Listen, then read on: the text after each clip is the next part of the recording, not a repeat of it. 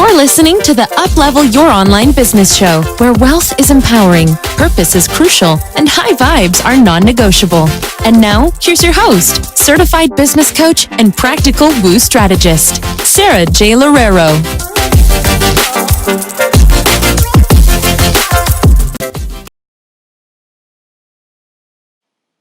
Hey Biz Babe, do you feel like you have a beautiful, big vision for your business yet are struggling to bring in consistent clients? If so, I totally know how you feel and I've got you. I used to struggle with getting and booking consistent clients when I first started my first business 4 years ago. But after implementing this amazing 6-pillar system that I've figured out for myself, I was able to get fully booked literally within a matter of weeks. If you want the same system, I'm actually giving it away for free in my fully booked in 30 days checklist for coaches and creatives. So you can find that on bit.ly/fully booked in 30. That's capital F, capital B, fully booked in 30. Check it out. I promise you that it is going to help you so much. Hey loves, thank you so much for being here with me again today. I'm super excited about this episode, and I know that I say that for pretty much every single episode, but really and truly, I really appreciate all of you coming on here, listening to these episodes, hopefully feeling inspired, hopefully feeling empowered with them, and hopefully gaining some really valuable information for your businesses. So I've asked my community a few different times now what they would love to see from me, and one of the things that kind of keeps on coming up is this whole well, what's your perspective? What do you struggle with, Sarah? What are the things that you had to go through in order to make 6 figures in under a year, or in order to get fully booked, and all of these things? And so I've done a few how-to episodes so far, but I thought it would also be super helpful for you guys to know my struggles. So the things that I also have to deal with, because let's be honest here, even multi-million-dollar entrepreneurs and businesses and business owners and CEOs probably struggle with the very same things that you do within your business. So even if you feel like you're first starting out and you just have all of these things that you wish that didn't happen or that you didn't feel, fear not, because I'm kind of about to share with you a little bit of kind of what happens in my mind, especially as I up-level, especially as I scale, and things that I still struggle with, even after being in it for so long, and even after experiencing really, really incredible success.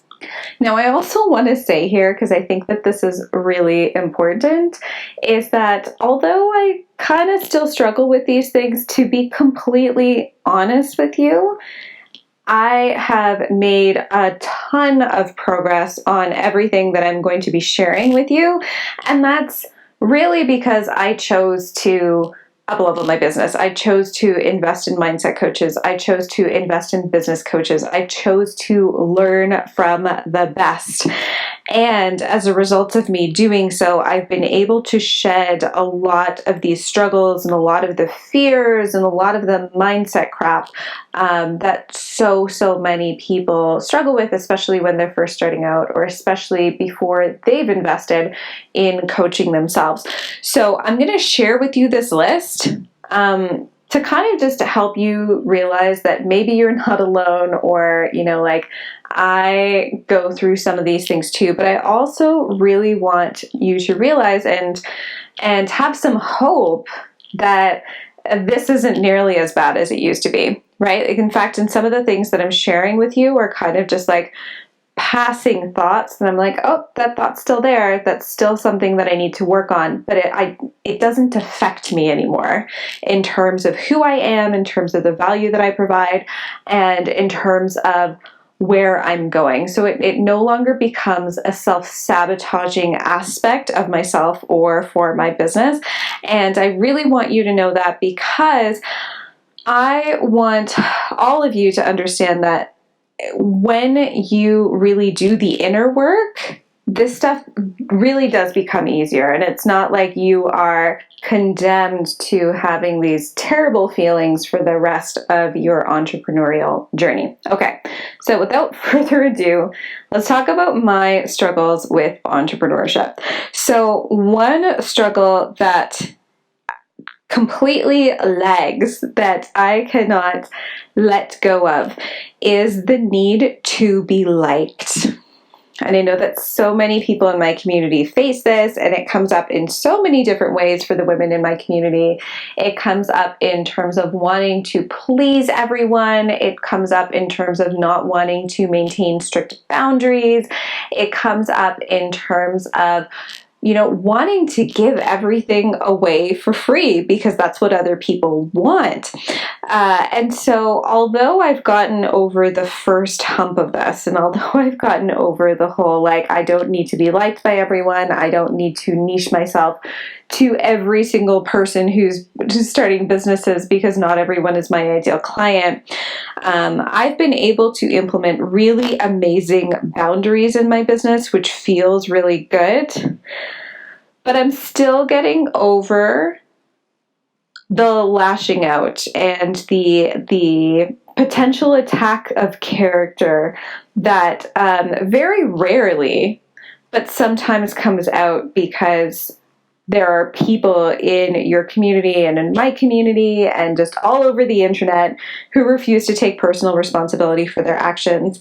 And I still struggle with putting down boundaries and being, the genuine and authentic person that I am, yet at the same time, sometimes it still kind of sucks when you put down your boundaries and when people lash out on you because of the fact that you put down boundaries. So I'm full on admitting the fact that that's still a struggle for me. That's still something that I need to come to terms with, is this idea of the fact that I need to be liked all the time. And this comes from childhood, right? This comes from being a people pleaser. This comes from everything that I was raised with, and perhaps everything that you were raised with in terms of what a woman should be, how empathetic a woman should be to other people, how we should be helping people no matter their circumstances, just a whole bunch of different things that we were taught that aren't necessarily things that are going to help us become empowered women and help other women become empowered women. And once we allow ourselves to really let go of that good girl and let go of that people-pleasing girl, although sometimes there's a little bit of a lag with it, that's ultimately when we can step into the empowered and inspired leaders that we are all meant to be. So the need to be liked, the need for everyone to like me. If there's one person out there that doesn't like me, it still doesn't sit well with my soul. And we always need to remind ourselves that hurt people. And so when people are hurt, they're always going to lash out on you. They're always going to try to make you believe that things are your fault. They're always going to try to make you a criminal or make you a terrible person and ultimately make you look like a bad person because of the fact that they are not comfortable with their own decisions and they are not comfortable with their own lives. So always remember that too if you do have a need to be liked, and by spreading your message or by implementing specific boundaries, you are becoming unliked by maybe, let's say, like one or two people in your community. If that really bothers you, then give yourself a pat on the back because you're up leveling. You are becoming the person who is no longer dealing with that, and you're becoming the person who's going to be a very empowered version of themselves. I always say, and I love the saying, do no harm, but take no, and I can't say the word because this podcast is censored, but do no harm, but, take no poop, all right? That's the thing. You can still be a really good person by not taking other people's poop. And this, of course, has really, really evolved for me from a time a few years ago where I literally cried for 3 days because someone told me that my messaging was immoral, to now being able to deal with it. And if I got that same message today, I'd probably just laugh and know that that was nothing to do with me. So just know that, like, it's come a long way, and if you are feeling the same way about being the good girl, you can totally turn things around for yourself as well. All right. Struggle with entrepreneurship number 2. Having a goal in mind and not reaching the goal. How many of you can relate to this? I feel like everyone in my community is going to have their hand up right now, because here's the thing. We can set goals and we can do all that it takes in order to complete the goal and in order to hit all of our goals. But a lot of the little parts of the goals are not really up to us. A lot of the parts are up to timing. They're up to experience. They are up to a lot of external factors. And so what bothers me about entrepreneurship is the fact that if I don't hit a goal, I need to solve the reason why I didn't hit that goal. And I can go into a huge rabbit hole of looking into numbers, of looking into analytics, of looking into page views, of looking into, Facebook ad results and a whole bunch of things in order to come up with a solution or the reason why I did not hit that goal, even though I did all of the things that I needed to do. And here's the thing, is that marketing is sometimes unpredictable. And I know that that's something that's like so hard to hear because you feel like you want marketing to work each and every time. But after listening to and learning from my best mentors, I have realized that this is not just my issue, that having a launch where you don't get the amount of people signing up to your program that you really want to, or having a goal in mind and like grossly not making that goal is actually super, super common, even with 7-figure businesses. And so the more that we can understand that this is a part of the process, a part of entrepreneurship, right? I'm sure that you've seen all of the diagrams of like you fall down in entrepreneurship 90% of the time, but you stand up and you do super, super well 10%. That 10% makes that 90% so much worth it, so much more worth it.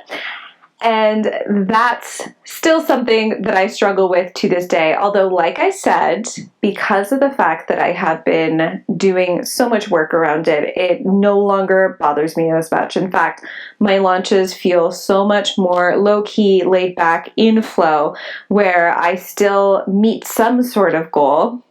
And usually, once I let go of this hustle mentality, and pushing, that's usually when I do a lot better with reaching my goals and with having successful launches. So there you go. If you've ever had a goal and you haven't reached it, and you've tried to go into all of the reasons why it didn't happen, you are not alone, my friend. The same thing drives me absolutely nuts.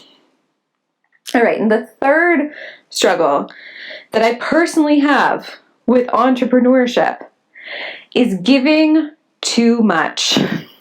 And so I have literally done this in pretty much every single program that I've created. I give way too much. And what happens with all of the giving is that people love it. I mean, hey, I'd rather give too much than give too little. But what oftentimes happens when we give too much is because we are trying to validate ourselves, and because of the fact that we are trying to convince other people of our worthiness or of our value. And so this has kind of crept up with me, especially in the beginning of my journey. Like I said, doing so much better with it now. But sometimes when you give too much, you actually create information overload and overwhelm for your community and for your clients. So if you are doing one course and in that one course you promise one thing, but you give people 5, yeah, you're giving them a lot of things, but at the same time, you're leaving them super overwhelmed with all of that information and not enough time to implement it within the amount of time that you say that your course length is. So the more that you try to overgive and the more that you try to really over-deliver, sometimes it's actually doing your community more of a disservice because they can't handle all of the information that you're giving them. And when they don't have enough time to implement, sometimes that actually can be a bad thing for, let's say, for example, your clients, because it makes them feel like a failure. So I always have to be very careful that I am not over-giving within all my programs and all of my courses and even in my one-on-ones, because it comes from a place of insecurity. Overgiving comes from a place of insecurity. It comes from a place of wanting to prove and wanting to please, right? It comes from a place of worthiness. And so the more that we can practice our own worthiness within our businesses and within our lives, the less we'll feel the need to give too much. And the more that our clients and our community can come out of all of the things that we give feeling like they've actually achieved something and feeling like they were given the exact, like the perfect amount of information to keep them going. So if you've ever felt like you just want to give so much, this is my struggle too. I want to give everyone as much as I can. I want to be an open book for my one-on-one clients where I teach them 4 years worth of online marketing and sales strategy and mindset work and energetic work.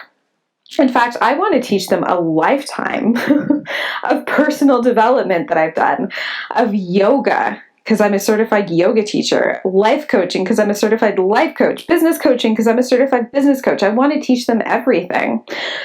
But I also need to be careful that I'm not reflecting my needs on them, because their needs are going to be something very different. So giving too much, my struggles with entrepreneurship is that we need to really balance that desire to give with understanding what it is that our people need and meeting them there. All right, and one of the 4th struggles that I have with entrepreneurship, and this one might seem a little bit quirkier to you, and let me know if you struggle with the same thing, because I haven't come across too many people who have this struggle. But in part, this is a struggle with comparisonitis. And so I have an accumulator money archetype. I actually have, so my primary money archetype is the Maverick. And if you don't know anything about money archetypes, I feel like I should do a podcast episode all about money archetypes because they're absolutely fascinating.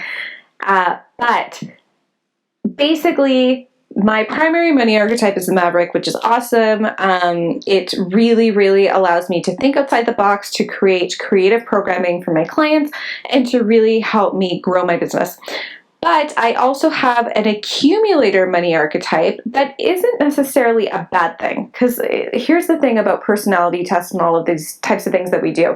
We often try to categorize things into good and bad. So like, let's say, for example, planners in the Myers-Briggs, we're good because we plan things. Non-planners are bad, right? They're irresponsible because they're non-planners.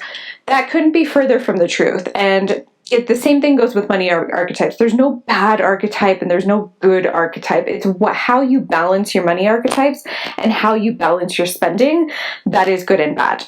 And so by being an accumulator, I have this massive financial responsibility inside of me. I am really good at budgeting, really good at navigating my finances, really good at saving. But at the same time, I, in my brain, think that everyone else has the exact same mentality. And so here's usually what happens to me. I see all of these other coaches and all of these other entrepreneurs who are absolutely killing it at business, so much so that they have all of these really pretty holidays that they go on all of the time. And then I immediately think, oh, well, they must be doing so much better than me because I don't go on those holidays all the time. I didn't buy that car. I didn't buy that purse. So clearly they have the exact same brain that I do, and they're doing better than me. And that means that I should be ashamed or I should be upset with my own progress. And I know that a lot of women in my community suffer from the same type of comparisonitis. But here's the other part of this comparisonitis, is that I have no idea how many of those people are putting those vacations on credit cards. I have no idea how many of those people don't have savings in the bank account like I do. I have no idea how many of those people were gifted some of their luxurious holidays. I don't know any of that. All I can see is the highlight reel. I have no idea how much money someone spent to create their six-figure lunch. I have no idea if they spent six figures to make six figures, and neither do you. You really have no idea what's going on behind the curtain of that other business. And so instead of comparing ourselves to other people all the time, why don't we go back and look at why we're not going to Europe, right? So why am I not going to Europe this year? Well, it's because I want to make my dream home. I want to build my house because I want to go to Europe next year having my house built already, right? I am not going to Europe this year because I have other priorities within my business. I am not going because I don't want to put a trip like that on a credit card. And it doesn't mean that what I think is right and what someone else thinks is wrong, or what I do is right and what someone else does is wrong. It just means that those are my priorities, but those don't necessarily have to be someone else's priorities. So being an accumulator money archetype, or having the accumulator money archetype and owning a business is sometimes a struggle because of the fact that a lot of businesses function off of showing other people all of these grandiose, big things that we're able to do with our businesses, like travel and buy nice cars and buy nice clothes and all of these things. Yet this is not everyone's priority. And that's something that I constantly need to remind myself of as well. I built a six-figure business in under a year in a house that literally had cracks in the floor. My clients don't care if I have cracks in the floor. My clients don't care if I'm not driving a Mercedes. My clients don't care if I didn't book that trip to France this year. I still signed on clients. I still made an impact. They still got really amazing results from working with me. So there you have it. Those are my primary 4 current struggles that I have with entrepreneurship. Like I said, these are very subtle for me now because of the fact that I have gotten so much mindset coaching and so much business coaching and been surrounded by so many incredible mentors and women who have really inspired me to, take my business seriously and do the inner work so that, all of these things don't have to bother me too much. So I hope that this has shed some light in terms of how many people actually struggle with these things, and I can guarantee you that 7-figure or multiple 6-figure, or like even just that entrepreneur who's an influencer who has a ton of fans, I bet you that they are also experiencing the same things or have experienced the same things themselves. The key here is to understand that these are your struggles, understand that these things are going to continuously come up, but at the same time that part of your work as an entrepreneur is to do the inner work surrounding all of these mindset issues and limiting beliefs and struggles that are coming up in your business as well. So I hope that this helped you. As always, if you feel like someone else needs to listen to this episode, please share it with them. Share it to your social media networks. You can always find me on Instagram at Sarah J. Loureiro, Sarah without an H, J, and Loureiro. If you want to connect with me, feel free to send me a DM there. I always love hearing from you guys. Thank you so much for listening, and I'll catch you next time. Hey, did you like or love this episode? If so, I would so appreciate it if you left a review and rated this episode on iTunes. It would literally mean so much to me. And if you have Instagram and are all up in your Instagram stories like I am, I would love it if you would share this episode with your beautiful followers so they can also get all of the high vibes, all of the free information that I'm giving you here. Thank you so much. Thanks for listening to the Uplevel Your Online Business Show. If you enjoy our show and would like the show notes and free goodies about how to grow your online coaching business, head over to sarahjloureiro.com for more information. We hope you'll tune in next time.